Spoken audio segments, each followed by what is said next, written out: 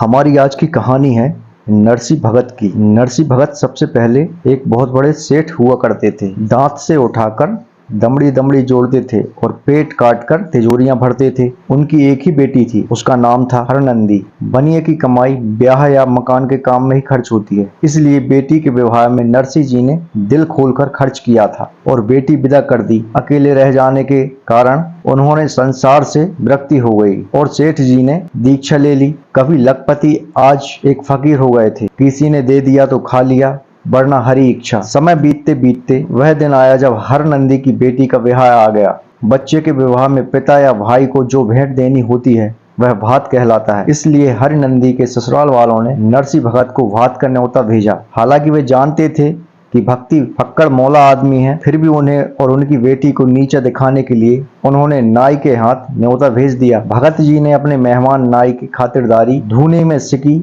मधुकड़ी खाने को दी। मेहमानदारी में 36 प्रकार के व्यंजन चखने वाले नाई को इस रूखी सूखी मधुकड़ी में जो आनंद आया उसका जवाब नहीं था। वह तृप्त होकर लौटा। ब्याह का न्योता आया। नरसी जी की तिथि और मुहूर्त के अनुसार उसमें शामिल होने का कार्यक्रम बना। अपने संगी साथी साधुओं और चेले चाटों को साथ लेकर समझने आने के लिए रवाना हुए। किसी से एक टूटी फूटी बैलगाड़ी ले ली जिसमें मरियल से 2 बैल जुते हुए थे। खाली चलना भी उनके बस का नहीं था, फिर साधुओं को तो क्या कहना, इसलिए गाड़ी बीच रास्ते में ही बैठ गई। अब साधु संत उलझन में पड़ गए। किसी को भी गाड़ी बैल हाँकना नहीं आता था। बियावान जंगल में सिर थाम कर राम भरोसे बैठ गए। थोड़ी देर बाद बगल में पोटली दबाए एक देहाती उधर से आया। साधुओं को तो दुखी और निराश बैठा देखकर उसने पूछा, महात्मा जी कैसे मन मारे बैठे हैं? क्या किसी चोर डाकू ने आपके दंड कमंडल छीन लिए हैं? नरसी जी बोले, अरे भैया, भाग्य की बात है, अब तो मुरली वाला ही नैया पार लगा सकता है। ग्रामीण उत्सुकता से बोला, पर महाराज जी हुआ क्या है? भगत जी बोले, भैया नातिन के ब्याह में जा रहे थे, बीच रास्ते में बैल धोखा दे गए। अब कहाँ गाड़ीवान ढूंढे, इसी अधेड़बुन में बैठे हैं। ठहाका लगाता हुआ हंसता हुआ देहाती बोला, भली फिक्र किस बात की महाराज जी, आपकी गाड़ी मैं हाँकता हूँ, मैं तो हूँ ही गाड़ीवान। साधुओं की जान में जान आई।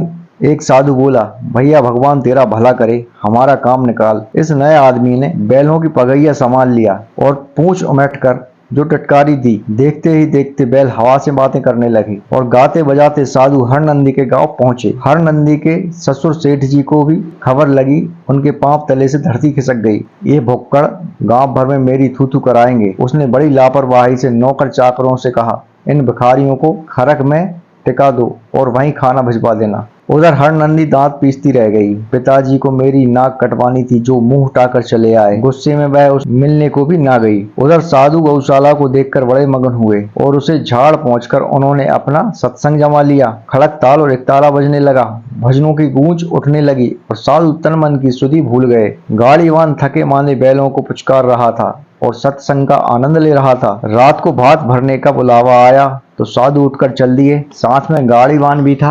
आपस में कुछ खुसर फुसर हो रही थी। बेटी का विवाह है, कुछ तो देना ही होगा। यहाँ तो सभी ठन ठन गोपाल हैं। एक साधु ने पूछा, बच्चा कुछ माल माल है तो बेटी का भात भरना है, कर मदद, तुझे गोपाल देगा। सीधा साधा गाड़ीवान बोला, महाराज मैं खुद गरीब हूँ, रोज कुआं खोदकर पानी पीने वाला हूँ, लेकिन मेरी पुटलिया में जो कुछ सामान है इसी को भात में दे देंगे। साधुओं की मंडली हरनंदी के दरवाजे पर पहुंची।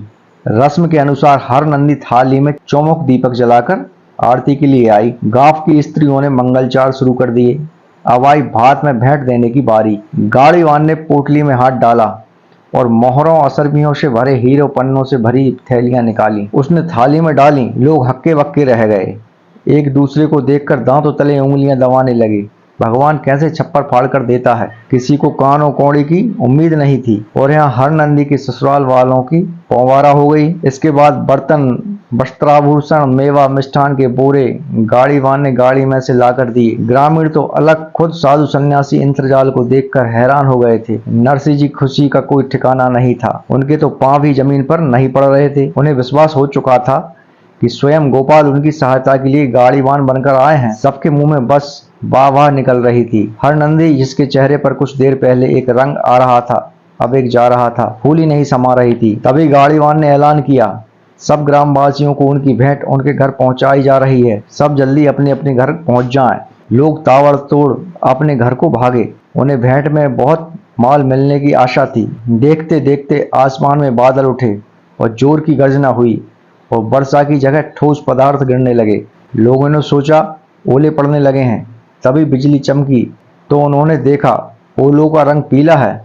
उठाकर देखा तो वह सोना था। फिर क्या था, सभी घरों में बूढ़े से लेकर बालक तक आंगन में सोना बटोर बटोर कर घर में भरने लगे। गांव में एक धोबी भी रहता था। जब उसने देखा सोना बरस रहा है, उसका आंगन छोटा है, उसने सोचा क्यों ना घाट पर जाकर बहुत सारा सोना बटोर लूं।